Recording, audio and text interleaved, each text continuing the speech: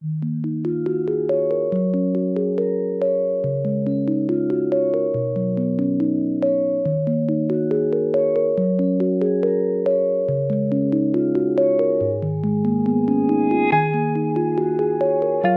bienvenidos a todos. Este es el segundo Living del año 2019. Estamos acá junto a Luciana. El tema de hoy va a ser infecciones invasivas por el género Cándida. Lo que pensamos para este living y para el living también de antimicrobianos es incorporar una pata muy importante en la infectología, que es el control de infecciones. Para eso yo tengo el placer de presentarles a Estela Maimone, que en realidad, además de ser la directora de CODAINEP, especialista en control de infecciones, es una amiga mía de la vida que me conoce desde siempre. Yo también la conozco a ella. Así que muchas gracias por venir, por haber venido al Living, Estela. Hola, Y ¿qué tal, Javier? Hola a todos. Bueno, el placer es mío y bueno, vamos a conversar, sí. genial. Bueno, te dejo a vos que presentes a Wanda y a Javier. Contamos con la presencia de Wanda Cornisten, que ella nos va a ayudar más que nada con cómo hacemos diagnóstico de la cándida, cuándo sospecharla, qué scores usamos y cuál es el tratamiento empírico, y con Javier, que nos va a ayudar con los tratamientos dirigidos con las nuevas especies hacia cepas más resistentes, y cuál es la duración del tratamiento y cómo encarar más que nada el estadio final, que es una vez que uno tiene el diagnóstico de la cándida, cuánto tiempo tratarlo. Así que muchas gracias, Javier y Wanda, por venir. Muchas gracias. Gracias por la invitación. Bueno, empezamos con vos, Estela, ¿sí? Dale. Mira, yo lo que te pregunto es, ¿cómo encarás vos el hallazgo de la cándida? Digamos, hay factores que son no reversibles, digamos, el huésped, los corticoides, las cirugías, pero ¿en qué sentido ves decir, bueno, hay algo que se puede intervenir en control de infecciones para bajar la problemática de la cándida, que en algunos centros puede ser el segundo, el tercer germen involucrado en bacteremia, en candidemia? Entonces, ¿cómo lo encararías vos este tema? Y también lo que habíamos charlado un poco es si te acordás, seguramente que sí, alguna experiencia de algún brote que viviste por cándida y cómo lo solucionaste, cómo lo encaraste. Bueno, primero quiero decir que Cándida no hace tanto que se busca en control de infecciones. Antes estábamos más familiarizados con las bacteriemias, de hecho se reportaban bacteriemias, no candidemias, hasta que las definiciones empezaron a cambiar y se empezaron a buscar infecciones relacionadas a catéter, y ahí es donde aparece la cándida. Tal punto que si vos buscas en la bibliografía hay mucho subregistro, de hecho se menciona que no se sabe mucho cuánto es que hay. El Centro de Control de Enfermedades de Atlanta, el CDC, por ejemplo, reporta candidemia o enfermedad invasiva por cándida, el 12% de los aislamientos en una institución. Sin embargo, el VIDA, que es el Sistema Nacional de Vigilancia de nuestro país, de candidemia reporta 3.6. O sea, y también es verdad que se busca poco, entonces hay un gran subregistro, y esto también lo dice la bibliografía. Y en infecciones urinarias se registra más, porque siempre se buscó la cándida en orina, y estamos cerca, en el Sistema Nacional de Vigilancia, cerca del 14% de los microorganismos aislados en infección urinaria. O sea que desde que se hace vigilancia de infecciones asociadas a procedimiento, en nuestro país y en el resto del mundo, pero tienen 3 veces más que nosotros, no registrado, no se busca tanto. Hace muchos años uno tenía epidemias por cándida. Por suerte, en los últimos 25 años no estudiamos ninguna. Pero en huésped normal, digamos, ¿no? El paciente de terapia intensiva, que si bien no es un huésped normal, no es un paciente trasplantado, ni tan inmunocomprometido tal vez. ¿Dónde ves candidemia, digamos, asociada al acceso vascular central? Sobre todo la cándida parapsilosis que hace biofilm en los catéteres. Entonces un paciente que tiene varias semanas de catéter venoso central, o más de una semana, en pacientes que están más de 3 días con asistencia respiratoria mecánica, se empieza a aislar cándida, como sobre todo por la presión antibiótica que hay en las terapias intensivas. En las neonatologías, en el paciente quemado, es un paciente que se ve con cándida, y últimamente se empezó a registrar en pacientes que no están en terapias intensivas, yo creo que fundamentalmente porque el paciente pasa a internación general con complejizado, digamos, no tan descomplejizado. ¿Y dónde busca uno? Digamos, bueno, cándida es un microorganismo de la flora normal del ser humano, entonces en general las infecciones son endógenas. Cuando uno, y acá tiene que ver la presión antibiótica, supongo que acá de eso se va a hablar mucho más, pero cuando no es endógena, digamos, la infección, se ha encontrado en el medio ambiente, se encuentra en estadas, en pisos, es bastante ubicua, en alimentos, pero fundamentalmente en las manos del personal. No sé si te acordás, Javier, cuando nosotros teníamos alguna candidemia, lo primero que mirábamos eran las manos. Y esto nos quedó, a mí me quedó, desde que éramos muy chicos, cuando trabajamos con Jorge Finkelevich, una vez tuvimos una epidemia en neonatología de cándida invasiva en los neonatos, y esto uno no se olvida realmente, porque cuando tenés 3 neonatos con una candidemia, es como que, ¿de dónde sale? Y en esa época, imagínate que hace más de 20 años, se preparaba la nutrición parenteral total en el hospital de enfermería, en lugares que hoy ya son impensados, ¿no? Entonces, buscan las manos, me acuerdo que me dijo Jorge. Y había una preparadora que tenía onicomicosis, lo pasaba al alimento, y del alimento tenía la epidemia. Así que, de hecho, una de las medidas de control es revisar las manos del personal. Y mucho después, pero ahora, qué sé yo, 15 años atrás, hay descrita una epidemia en cirugía por las manos de una instrumentadora. Pero estas son por uñas, esas uñas, ¿vieron las uñas, cómo se llaman? Estas que se hacen postizas, ¿no? Pero bueno, tienen otro nombre, ¿no? Esculpidas, esculpidas, ahí, las esculpidas, que bueno, juntan hongos entre la uña y lo que se pone, que es como un acrílico que se va alargando. A veces el personal de salud femenino se enoja bastante con nosotros por esto de las uñas que no deben estar largas, si es instrumentadora, que son en general muy coquetas, las uñas no pueden ser esculpidas, pero bueno, existe esta posibilidad, pueden estar preciosas de afuera, pero transmitir el hongo. Así que, bueno. ¿Hay alguna situación con antisépticos y limpieza del medio ambiente que vos te preocupa con cándida, o el antiséptico, clorhexidina, por ejemplo, es un antiséptico que te viene bien para la cándida? Yo te digo fundamentalmente para la limpieza de los catéteres, por ejemplo.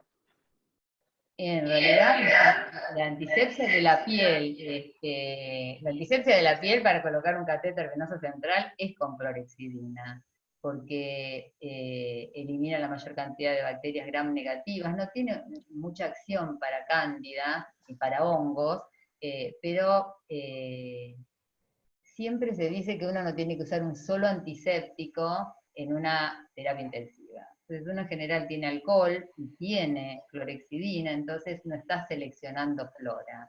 Claro. Hace antisepsia de la piel, obviamente. A mí el antiséptico utilizado de esta forma no es un problema realmente. Y en el medio ambiente, cualquier agua detergente elimina la cándida, no se necesita. Ay, perdón, yo juro que bajé el teléfono, pero no sé por qué suena. Antiséptico, decíamos, entonces, no es un problema clorhexidina, y superficies del medio ambiente tampoco. Cándida se elimina con agua y detergente, digamos, no es un problema. Perfecto. ¿Y hay algún, tanto para vos, te pregunto, Estela, como para Wanda, ¿se podría crear algún tipo de paquete de medidas para evitar la cándida, la candidemia, por ejemplo, en pacientes que llevan, no sé, más de 10 días de terapia, uno podría implementar ciertas cuestiones para disminuir el riesgo?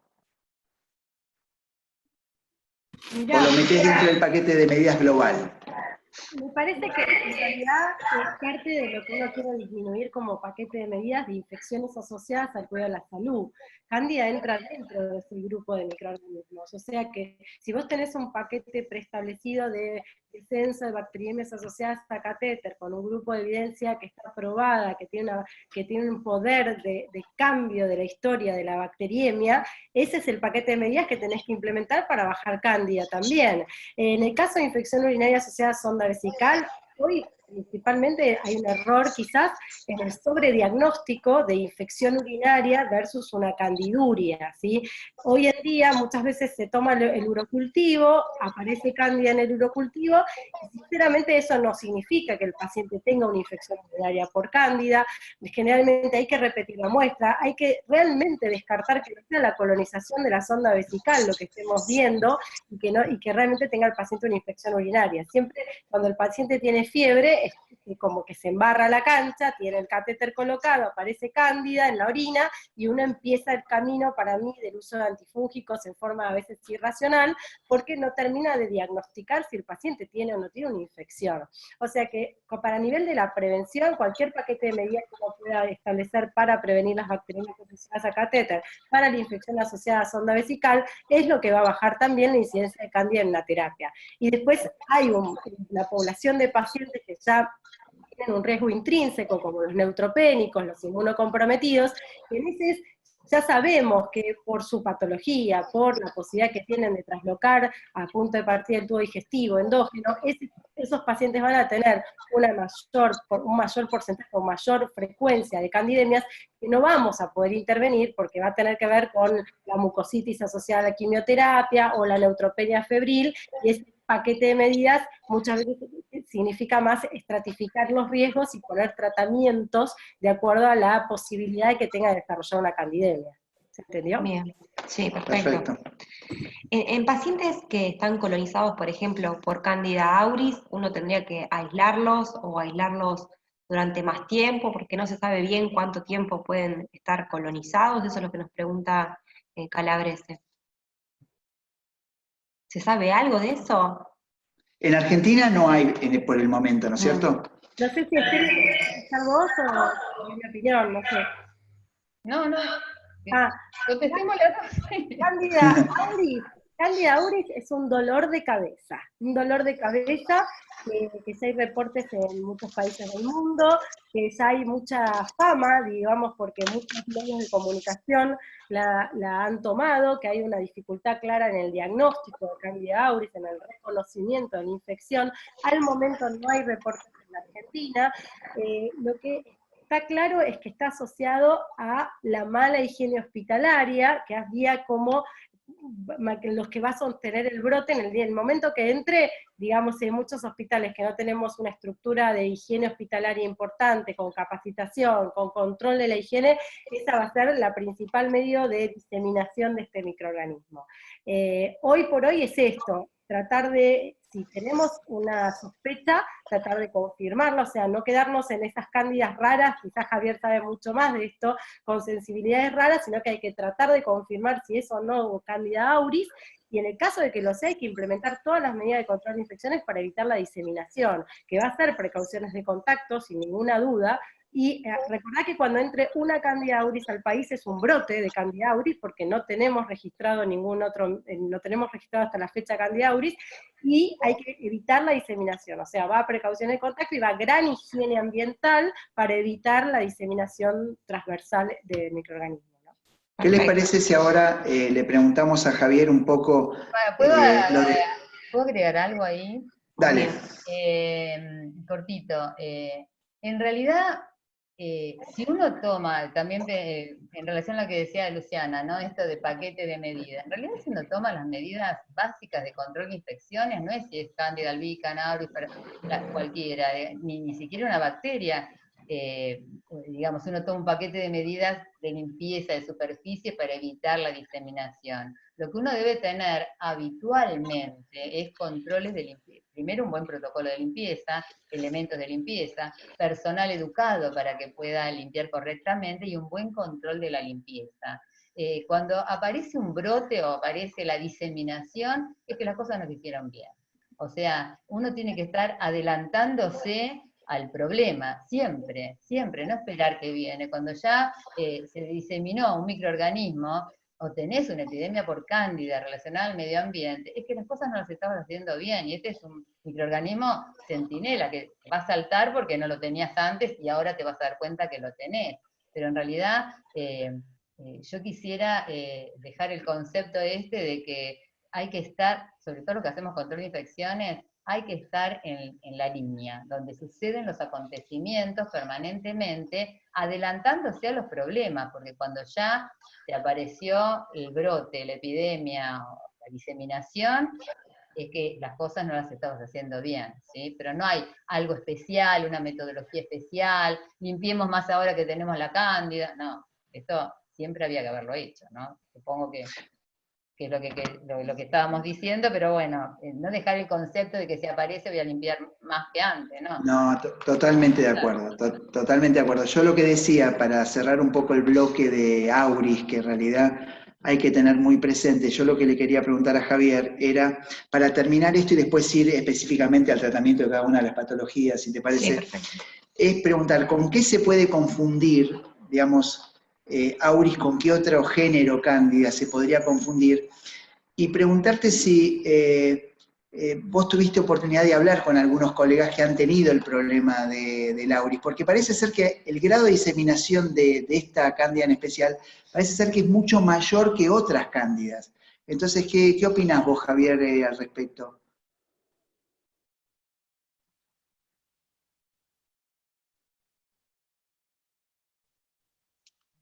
Bueno, cándida generalmente, como lo expresaron Wanda y Estela, y como muchos de nosotros sabemos, es la frutilla del postre, ¿no? Viene, el paciente está muy complicado, tiene un gran problema y además tiene una candidiasis. Lo mismo pasa con lo que ocurre a nivel hospitalario. Si bajamos la guardia respecto de la limpieza, vamos a tener un problema grande, digamos, con Candida auris. Es una cosa que los que me transmitieron mis colegas fue, digamos, no tanto lo que se dice en las charlas, sino lo que se dice más bien tras bambalinas, es bajamos la guardia respecto de las medidas de asepsia y antisepsia, ¿sí? Que es lo que tiene que ver con todo lo que es el cuidado alrededor de la cama del paciente y en el medio hospitalario. Si se hacen las cosas, digamos, nosotros en la Argentina convivimos con dos problemas, lo dijeron también, un subregistro muy importante de qué es lo que tenemos, por múltiples factores. Generalmente los médicos no tendemos a informar las cosas que nos pasan, o los sistemas informáticos son bastante engorrosos para completar y entonces tenemos otras cosas para hacer, o no son de denuncia obligatoria y al final parece que no tuviéramos ninguna infección por una cándida multiresistente. Y sin embargo, seguramente por ahí está allí, no nos enteramos porque justamente no las diagnosticamos. Respecto del diagnóstico, ¿con qué se puede confundir? Y básicamente, más allá del problema de la sensibilidad, que es lo que por ahí uno va a tener un poco más tardíamente, si contamos con métodos diagnósticos adecuados, nos va a saltar una especie rara. Vamos a empezar porque no es albicans, y aparece como una cándida Wemuloni, o distintas técnicas diagnósticas más o menos sofisticadas te dicen que es cándida Sake o cándida famata, pero también puede ser un género completamente distinto y que te diga que es Rhodotórula o que es Saccharomyces, la levadura de la cerveza. Tener una fungemia a Saccharomyces no es lo más común. hay algunos métodos de diagnóstico que confunden Candida lusitania con Candida auris, Candida guillermondi con Candida auris, y hay algunos reportes hasta Candida parapsilosis con Candida auris. Entonces, ahora, normalmente las cándidas parapsilosis son sensibles a los antifúngicos, y el paso siguiente sería ubicarlos dentro de qué sensibilidad tienen, y vamos a ver que, bueno, no despliega absolutamente la misma sensibilidad en los distintos países. En general tiende a ser multiresistente, con patrones variados geográficos. No es la misma la auris en el sudeste asiático, en Europa, en Estados Unidos, en Colombia o en Chile. Si bien tienen sensibilidad alta, no siempre responden con el mismo patrón. Perfecto. Entonces, sabemos más o menos qué huésped es el que está más predispuesto, ¿no? Sabemos que son pacientes que están internados en terapia, expuestos a antibióticos de amplio espectro, invadidos, ya sea por sonda o por catéter central, algunos pacientes que tienen cirugía abdominal o pancreatitis. En esos pacientes, Wanda, que uno sospecha una candidemia, ¿cuáles son los métodos que nosotros tenemos para acercarnos a un diagnóstico definitivo, ¿no? Para acercarnos realmente si podemos o no ponemos un antifúngico como tratamiento empírico hasta los resultados. Claro. Hoy por hoy ha avanzado mucho en los métodos diagnósticos en candidemia. Voy a hablar de lo que tenemos en el país y quizás hablar un poquito más de lo que hay afuera, digamos. Hoy por hoy la forma de hacer diagnóstico es a través del hemocultivo. Sin una clara ventaja entre el automatizado versus no automatizado, pero el hemocultivo tiene un rédito importante en el caso de la candidemia, teniendo en cuenta que las candidemias son transitorias y que no siempre vamos a encontrar en el momento del hemocultivo la presencia de cándida. Una vez que el hemocultivo se positiviza, tenemos un tiempo que va a depender de qué tecnología yo tengo en mi laboratorio, digamos. Si yo tengo cultivos convencionales, todo eso me va a llevar 2 o 3 días, con suerte, digamos, con viento a favor, y si yo tengo algunas metodologías de PCR, de biología molecular, probablemente acorte el tiempo de tipificación de cándidas. Una tecnología, por lo menos que yo cuento en el hospital, es FilmArray, que nosotros ante un hemocultivo positivo, por supuesto va a un directo, se ve si tiene levaduras, y en casos puntuales, claramente tiene que ver esto de casos puntuales, tiene que ver con el costo de la muestra, de hacer la muestra, de procesar la muestra. En el caso de un paciente con shock séptico, queremos conocer el microorganismo causal y a la hora del hemocultivo positivo con un gramo de levaduras, podemos saber la tipificación de cándida y la especie, dentro de los 5 géneros que tiene la PCR multiplex. Fuera de esas 5 especies, obviamente no vamos a tener el diagnóstico. Si tenemos un Malditov, también probablemente puedan hacer la tipificación de especies, y después ahí corre un tema de epidemiología local, de cuánta sensibilidad o resistencia yo tengo asociado o no a la especie que tengo diagnosticada. Después hay otro tema, hay otras tecnologías que aparecen en el mundo que son súper interesantes, como la resonancia en T2, que es una cosa maravillosa, que directamente a través de la sangre del paciente sin hemocultivo positivo uno podría descartar o no la presencia de una candidemia. Entonces, en este lío que nosotros no contamos con esa tecnología y tampoco contamos con biomarcadores, porque vos me preguntás cuándo usar un tratamiento preventivo, cuándo usar un tratamiento profiláctico, muchas veces lo que hacemos es usar antifúngicos hasta esperar el hemocultivo o hasta confirmar o no la presencia de candidemia. En algunos países del mundo, los biomarcadores ayudan un poco a determinar esta diagnóstica y hacen tratamientos preemptivos, o sea, presencia de factores de riesgo más biomarcadores positivos. Esta es una estrategia. Sin embargo, tanto lo que es estrategia profiláctica como la estrategia preemptive o el empírico, hoy por hoy está en duda de si sirve o no, porque los resultados, que es lo que cambiarle la mortalidad al paciente, en ninguno de los trabajos ha demostrado que pasa eso. Entonces, uno empieza a usar antifúngicos en forma agresiva a pacientes que tienen algunos factores de riesgo o que están colonizados por cándida, metemos antifúngicos, generamos mayor resistencia, cambiamos la ecología de una unidad, y la verdad que el impacto real sobre el paciente hoy por hoy no es tan claro.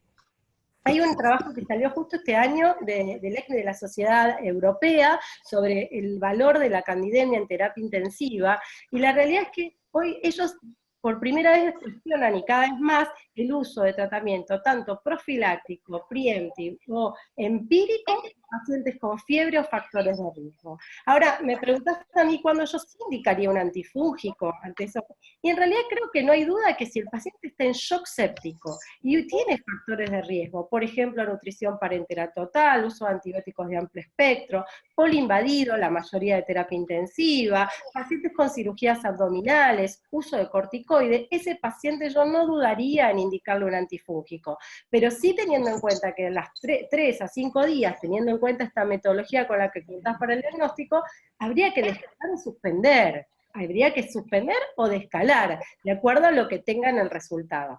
Pero me parece que el punto clave es el shock séptico, que en realidad es lo mismo que para cualquier bacteria, es no errarle en el empírico inicial. Y ese es el concepto, no errarle en el empírico inicial, en el caso de sospecha de candidemia, porque eso sí es lo que cambia la mortalidad. En el resto de los casos, cada vez menos se está usando antifúngicos, hay que cuestionarse, en realidad al revés, ¿por qué un paciente que tiene fiebre le tengo que poner un antifúngico en terapia intensiva? Y la realidad es que hay que juntar muchos criterios para justificar el uso de ese antifúngico, porque sabemos que la mortalidad no le va a cambiar. Entonces quizás uno dice, bueno, espero el resultado del cultivo, y en base a eso veo si necesito un antifúngico o no.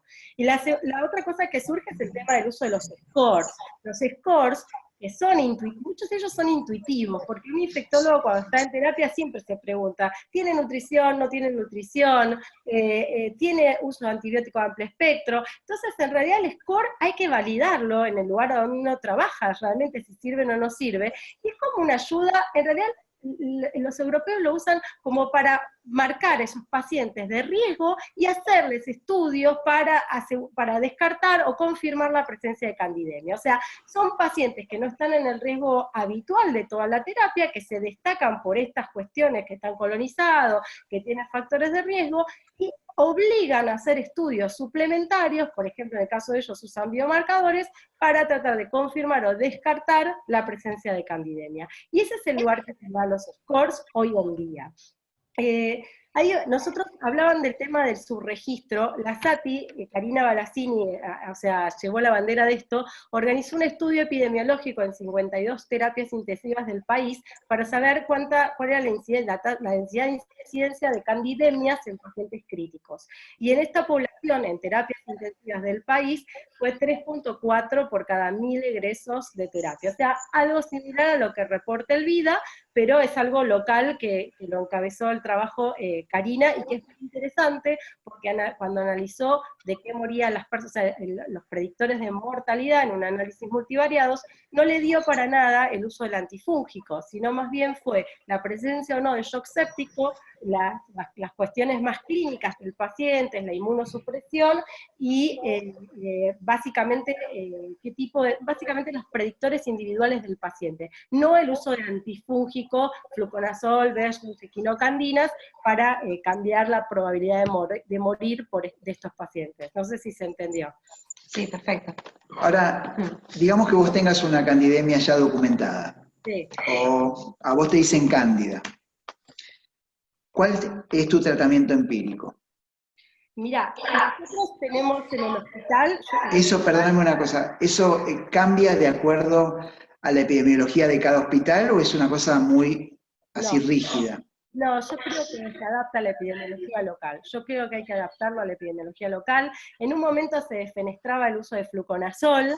Yo creo que teniendo en cuenta el país en donde estamos, con la heterogeneidad que hay de instituciones y con el costo que salen las equinocandinas, si bien las guías ITSA, las guías europeas recomiendan el inicio con equinocandinas, yo creo que hay un lugar para la epidemiología local, hay un lugar para el fluconazol. Lo que sí me parece es que estamos tratando, o sea, dando una dosis terapéutica, que hoy hacemos el combo 800 de carga, incluso hay lugares que no las hacen, después 400, y en realidad hoy se dice, son 12 miligramos kilo de carga y 6 miligramos kilo de mantenimiento, o sea, días sucesivos, y en eso sí tenemos que corregirlo. O sea, me parece que hay un lugar para fluconazol.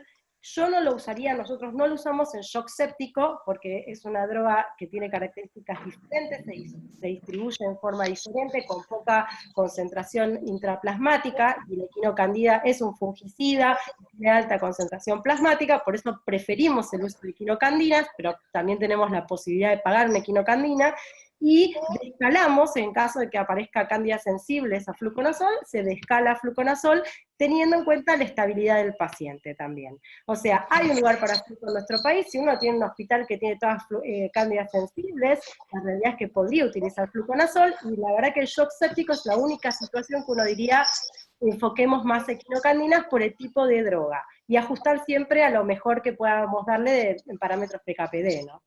Javier, ¿qué opinión tenés vos del uso de azólicos? O ¿cómo te parece en base a la epidemiología de cada lugar? ¿Cómo lo manejarías la situación? Lo que parece en general en Latinoamérica es que la mayoría de las candidemias se dan por cándidas sensibles a fluconazol. ¿Sí? En otras latitudes, en Europa, en los Estados Unidos, Candida glabrata es uno de las cándidas más comunes que afectan después de Candida albicans. Sin embargo, Brasil, Argentina, Chile, Perú, la mayoría de las candidemias, el 80% o más, se distribuyen entre Candida albicans, Parapsilosis y Tropicalis.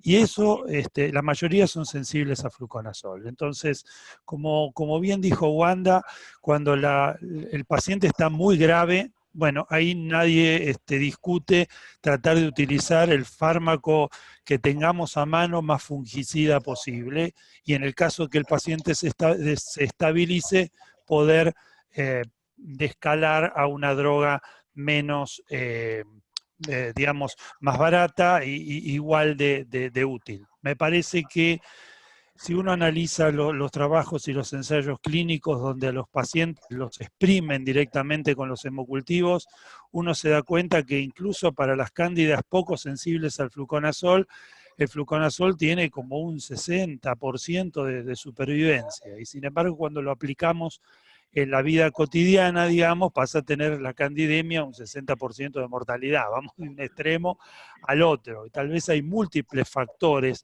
en las terapias intensivas que contribuyen con esa mortalidad. Entonces, simplemente me parece que no hay que dejar de tener en cuenta cuál es la epidemiología de cada centro, registrar eso, comunicarlo a la terapia intensiva. Hay hospitales en la Argentina que tienen la misma epidemiología que Europa, ¿sí? Aquellos que, como decía Estela, mejor hacen la desinfección y la antisepsia y controlan sus catéteres, van a tener una reducción de parapsilosis muy importante, porque es la que más frecuentemente afecta a los catéteres, y entonces, claro, las otras en proporción van ganando, y entonces terminamos con glabrata en segundo o tercer lugar. Mientras que en los lugares donde por ahí aflojamos un poco con el control, entonces o tenemos más enfermos oncohematológicos, como es en el caso del Hospital Ramón Mejía, entonces es lógico que Tropicalis y Parapsilosis estén en el segundo lugar. Teníamos dos preguntas con Luciana. La primera es, primero, ¿cómo siguen ustedes una candidemia? Si los hemocultivos cada 48 horas, 72, eso lo hacen y lo piden. ¿Cuánto tiempo la tratan? Si en general le buscan o no focos secundarios, y si el pasaje a vía oral es una alternativa o no. Bueno, básicamente lo que hacemos es hacer el cultivo de control a las 48 horas y después al quinto día. Tenemos que esperar, porque hay que esperar siempre, digamos, en tener un resultado. El problema es que no viene el resultado positivo y suponemos que ese resultado negativo se va a positivizar entre el tercero y quinto día, así que imagínense que pasa una semana mínimamente entre que iniciamos un tratamiento y que tenemos un resultado verdadero negativo, ya que normalmente cumplimos los mágicos 14 días de tratamiento, ¿sí? En infectología, el famoso, los números mágicos 3, 5, 7, 14, 21. Nunca 13, ni 17, ni esas cosas. Bueno, básicamente esos 14 días después del primer hemocultivo negativo, que sería el supuesto hemocultivo de las 48 horas, ¿no? Por supuesto, vamos a respecto de pasarlo a vía oral, no sé, en terapia intensiva nos cuesta un poco más, solemos tener la posibilidad de hacerlo, la biodisponibilidad del fluconazol por vía oral y por vía endovenosa es exactamente la misma, pero digamos, el paciente tiene que estar clínicamente mucho mejor como para poder pasarlo a vía oral. Generalmente primero se pasa endovenoso, tal vez con algunas candidemias en clínica médica hemos podido hacer eso en forma más rápida, digamos. Perfecto. Excluyendo fluco, otros azólicos, ¿qué rol le das en esto? Y obviamente esto también va para Wanda. Sí, yo no tengo experiencia en terapia intensiva con usos de otros azólicos, porque, digamos, no tengo experiencia con posaconazol endovenoso, pues no tenemos en la ciudad de Buenos Aires, todavía no, ni siquiera las tabletas, solamente tenemos el jarabe, no lo usamos en terapia intensiva. Y el boriconazol, en terapia intensiva lo que tenemos es, primero, nosotros tenemos el boriconazol, hay que dosarlo siempre, ¿sí? Tiene una biodisponibilidad, una farmacocinética impredecible. Y la segunda, tiene digamos, tantas interacciones medicamentosas y el maldito citocromo P450, que en terapia intensiva, con la cantidad de fármacos a los cuales por diversas razones hay que adaptar al paciente al respirador o tratar de quitarlo, compite con los fármacos y entonces es un fármaco difícil de usar en terapia intensiva. Tal vez isavuconazol podrá, una vez que aparezca en el mercado, tener alguna posibilidad. Pero, digamos, algunos ensayos clínicos en candidemias tienen su... matiz. Digamos, no ha resultado ser tan fungicida o superfungicida, digamos, porque por la característica de las drogas, los azólicos inhiben una enzima, los derivados poliénicos y las equinocandinas destrozan la membrana o la pared. Entonces, evidentemente, la acción es completamente distinta. Respecto de buscar focos, bueno, ahí hemos cambiado a lo largo de los años. Al principio era hacerle el urocultivo, hacer el ecocardio transesofágico, hacerle el fondo de ojo, le buscábamos, al paciente lo rastrillábamos por todos lados. Ahora cada vez hacemos un poco menos, vasos de cuello para buscar un foco endovascular o hacer el eco a ver si no tiene una tromboflebitis, que suele ser, si hay colección allí de levaduras, es un problema muy importante. El ecocardio cada vez lo hacemos menos. Y el fondo de ojo, por ahí sí, digamos. Pero es nuestro fondo de ojo, con nuestros ojos y no con el fondo de ojo del oftalmólogo. Entonces, ojos que no ven, ¿no? Hablando de oftalmología, corazón, que candidemia, que no hubo impacto en órganos profundos y ya está. Pero se supone que, digamos, cada vez estamos bajando un poquito más eso. Se supone que el fondo de ojo sí lo hacemos, el resto somos un poco más cautos, ¿sí? Hacemos un poco menos. Y sabiendo que Cándida produce biofilm, en los pacientes que tienen catéter y que el origen uno supone que es el catéter, ¿se recomienda la extracción del catéter, ya sea el catéter venoso central o la sonda vesical?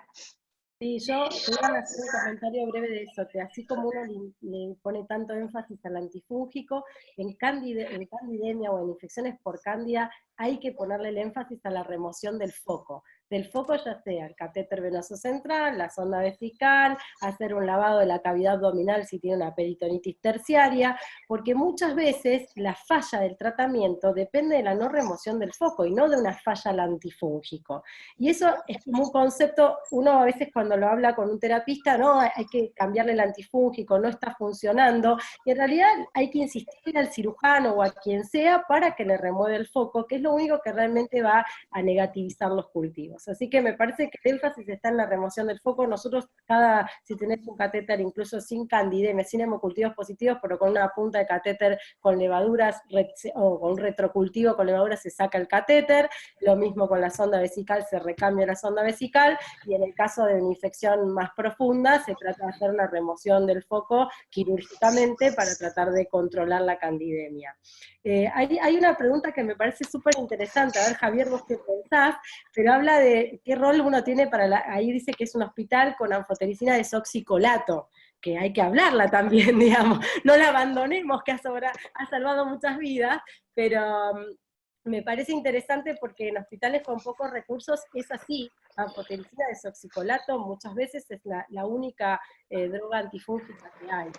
La realidad es que para mí, después Javier, realmente me gustaría tu opinión, pero tiene el problema más grande, que es la premedicación que hay que indicarle a un paciente, y la nefrotoxicidad y todos los eventos adversos asociados a la administración de la droga. Hoy por hoy no se discute su eficiencia, digamos, sino más bien todos los eventos adversos que tiene alrededor la anfotericina desoxicolato, y que creo que todos nosotros durante la residencia lo hemos vivido, digamos, cómo corrimos por esos pacientes que tenían eventos adversos porque le pasó muy rápido la anfotericina, por lo que les pasara, y la premedicación que le damos. O sea, si realmente no tienen otro antifúngico en algunos lugares del país, es la droga que hay que usar con todos los recaudos necesarios para minimizar los eventos adversos. Claro que la liposomal tiene muchos menores efectos adversos, pero el costo es muchísimas veces más, y la caspofungina prácticamente tiene menos del 5% de eventos adversos, o sea que tiene una seguridad muy alta. No sé, Javier, vos qué opinás, ¿no? Sí, estamos en el siglo XXI. Entonces, la indicación, claro, uno siempre se pone, a ver, en el hospital tenemos anfotericina, voy a empezar por mi culpa, por mi gran culpa, en el hospital tenemos anfotericina desoxicolato. Entonces tenemos que tener dos cosas.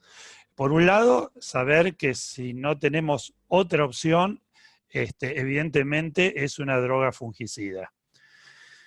Así que tenemos que tener todas las precauciones que dijo Wanda, teniendo en cuenta los efectos adversos, y también en el siglo XXI la toxicidad es muy alta y nos tenemos que asegurar de tener nuestro seguro de mala praxis al día, porque hay varios fallos judiciales ya firmes en primera y segunda instancia que establecen, y cuando lo definen los jueces, no importa qué guía diga, el juez definió que es mala praxis. Entonces, hay que tener cuidado en ese sentido, porque una vez que los fallos están, y ya no importa si la sociedad tal dice que si no tiene más remedio, úselo, uno tiene que hacer, digamos, ahí todos nos van a exigir estar en el siglo XXI. Y eso es un problema, digamos. Así que así, habiendo dicho eso, digamos, de tratar de utilizar las drogas del siglo XXI para pacientes del siglo XXI, también tengo que decir que la tenemos en el hospital y la utilizamos. Ya que estamos hablando de... En otras lecturas ni se discute, ¿no? Ya que hablamos de anfotericinas, formulación lipídica, ¿qué opinión tienen? Digamos, desde el punto de vista, para mí, desde el punto de vista de los costos, de la farmacocinética que tienen, hay que primero tener bien en claro que las distintas formulaciones lipídicas tienen farmacocinéticas diferentes. Entonces, la que por su partícula, por el tamaño de la partícula, es la que mejor, digamos, se concentra a nivel de la sangre, es la formulación liposomal.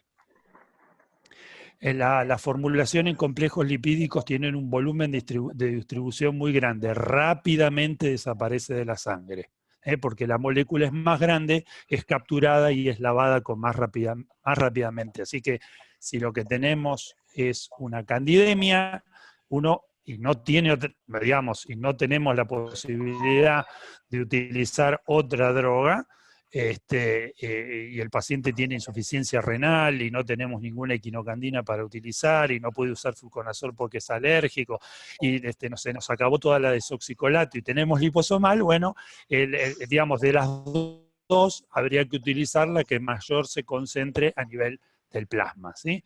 Y que mejor se concentra es la liposomal. Las otras se concentran más en los órganos, o sea que sería para el tratamiento de aquellas que tienen impacto en órgano profundo. Pero, digamos, hoy está más relegada. Hay una pregunta clásica que es el hallazgo de la cándida en líquido abdominal. ¿Qué les parece? ¿La tratan, no la tratan? ¿Qué hacen? Sí, dos escenarios, perdón. La primera sería peritonitis post-apendicitis, Escherichia coli cándida.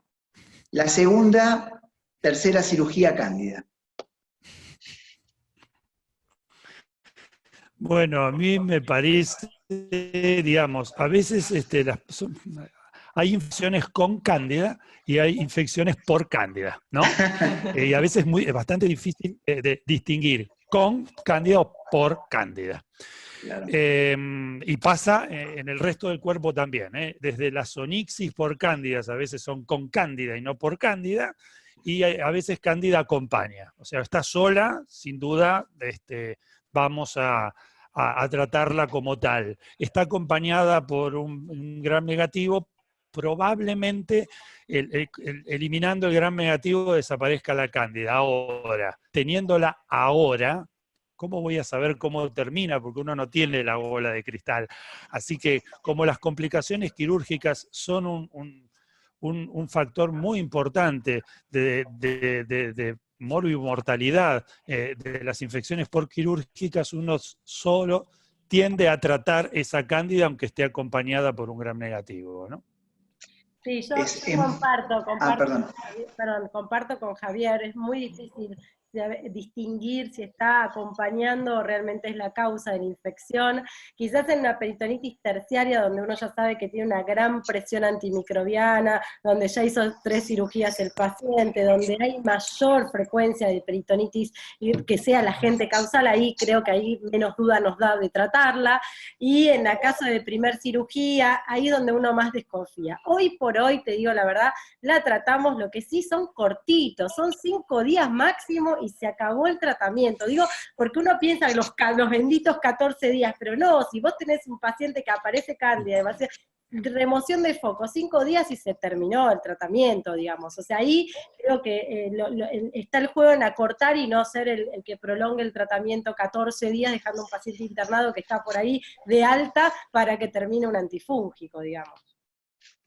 Bien, y lo otro que te quería preguntar, Wanda, por ejemplo, las infecciones por cándida no albicans, que tienen candidemia a partir de un foco de partida urinario, ¿no? Es importante saber qué cándida es porque no todos los antifúngicos concentran en orina, y cuando son cándidas no albicans que no disponemos, por ejemplo, de los azoles, o tal vez no dispongamos, es importante saber que hay drogas que no alcanzan buenas concentraciones en orina y por lo tanto no servirían para tratar la candidemia. Sí, tener una especie no albicans en orina es un desafío para el tratamiento, porque las opciones que tenemos, las equinocandidas no alcanzan. O sea, también yo me acuerdo mucho a Nora con Tigaboschi de Clínicas, que siempre decía, nosotros no tratamos infecciones urinarias, sino tratamos la sospecha de candidemia asociada a la infección urinaria, entonces el rol es distinto de las drogas. Pero si uno quiere llegar a concentraciones terapéuticas en orina, y estamos en un problema, porque no disponemos de gran cantidad de drogas, fluconazol sí, pero si es cándida no albicans o no sensible a azoles, tenemos ahí, nos quedamos sin estrategias, y a veces uno tiene que indicar anfotericina, que sería la única droga que acá tenemos alta concentración, que llega a tener una buena concentración en la sangre, y definitivamente son esas dos, y no usamos quinocandinas. Quizás las dos situaciones, así que uno le refleje dónde podemos usar, o sea, qué drogas no usar, es cuando tenés presencia de biofilm, o sea, infecciones con biofilm, donde vos sabés que fluconazol no tiene en ese lugar un rol, y el tema de la infección urinaria, ¿no? Básicamente, no sé, Javier. Apoyando un poco, hay una pregunta de Karina, que ahora está en Colombia, que dice, es difícil definir a veces si es candiduria o colonización, eso decía mi jefa, la doctora Tigaboschi. me formé en el Clínicas y ahora estoy en Cartagena. Exactamente. Es muy similar a lo que vos decías. Nora Ahora, siempre insistía con ese tema, que realmente claro. ¿qué estás tratando? Si estás tratando la infección urinaria, la candiduria o una candidemia con salida por foco urinario. Son tres cosas distintas y uno debe aplicar, también tiene que ver con el cuadro clínico del paciente, Claro. tiene que ver con los factores de riesgo, pero definir qué estás tratando es lo que hace que uno pueda usar una determinada droga, ¿no? Perfecto. Javier, No vos... sé si yo quería hacer una aclaración, no sé si hay pediatras que están conectados, pero aparece en un chiquito, ¿no? Cándida en orina y tiene candidemia, ¿no? Es un mundo completamente diferente y donde cuando cándida impacta a nivel renal, uno tiene que pensar que esa cándida llegó al nivel del riñón, no por vía ascendente, sino producto de una candidemia. Pero en los adultos es tal cual como decía Nora, y como probaron Thomas Walsh en el siglo pasado, viendo que las unidades formadoras de colonia, que a veces todavía nos informan desde el laboratorio, no tienen ninguna utilidad práctica. Podías tener una infección urinaria con una unidad formada de colonia y estar colonizado con más de 10 a la quinta. Eso La después verdad no que se pudo volver no se pudo volver a reproducir porque desde el punto de vista ético era imposible. Thomas claro. Walsh lo hizo con conejos y no con seres humanos. Es muy difícil estar tomando una biopsia de vejiga por cada vez que vemos si Cándida crece o no, pero es como dijo Wanda, ¿no? Hay que retirar el catéter de la sonda y volver a fijarse si realmente tiene la infección o no. Acá lo que preguntan es, a ver, lo que queda claro es que cuando vos tenés un hallazgo de cándida en orina, lo más importante es que le remuevas la sonda vesical. Eso lo la mayor parte de los casos van a aclarar la candiduria. Porque acá dice, ¿qué pasa cuando un infectólogo llega a la terapia intensiva y dice que no lo quiere tratar? Y es un poco lo que decía Wanda al principio, la mayor parte no hay que tratarlas. Entonces eso me parece muy importante. ¿Qué les parece si le dejamos a Estela, a Wanda y a Javier un poco la conclusión final y bueno, y damos por terminado el living? ¿Te parece bien? Estela. Bueno, por ahí había una pregunta de la cándida esta Auris. Auris, sí. El aislamiento y la limpieza, ¿no? Yo soy una anti-aislamiento de contacto total.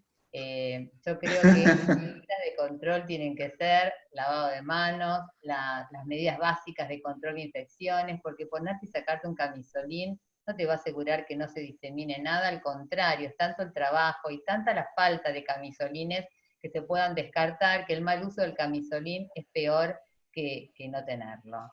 Sí lavarse el uniforme, médicos, enfermeros, kinesiólogos, que muchas veces se rehúsa la misma ropa varios días, y eso habría que hacerlo en nuestro país, tener higiene personal y medidas de control de infecciones básicas. La higiene de manos todavía sigue siendo sumamente efectiva, y la limpieza del medio ambiente, no diferente porque tenés una cándida, sino bien hecha. Por ahí alguien preguntaba, ¿sigue siendo cloro como el Clostridium difficile? Hay muchos buenos desinfectantes, pero es mejor, y sobre todo en países de recursos limitados como los nuestros, una buena limpieza con un buen detergente que un buen desinfectante, porque el cloro no limpia.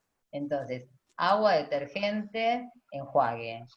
Si tengo la posibilidad de usar cloro, que es sumamente económico y en buenas concentraciones, puedo usar para desinfectar las áreas que se tocan frecuentemente. ¿Tengo peróxido de hidrógeno? Uso peróxido de hidrógeno, un solo paso, limpieza y desinfección. Pero estos tres pasos que son importantes y largos, digamos, habría que hacerlo para todos los pacientes, no cambiarlo ni porque esta cándida vive más en el medio ambiente. Hay muchos microorganismos que viven mucho en el medio ambiente y hay que tener este hábito de hacer las cosas bien y de controlarlas habitualmente. Así que, bueno, creo que eso. Perfecto. No, agregando, coincido lo de Estela 100%, solo contar que hay productos que sí tienen hipocloroso más agente tensioactivo, o sea que viene junto para limpieza y desinfección, que nosotros usamos eso en realidad, agente tensioactivo y hipocloroso en un solo paso, pero usamos hipocloroso.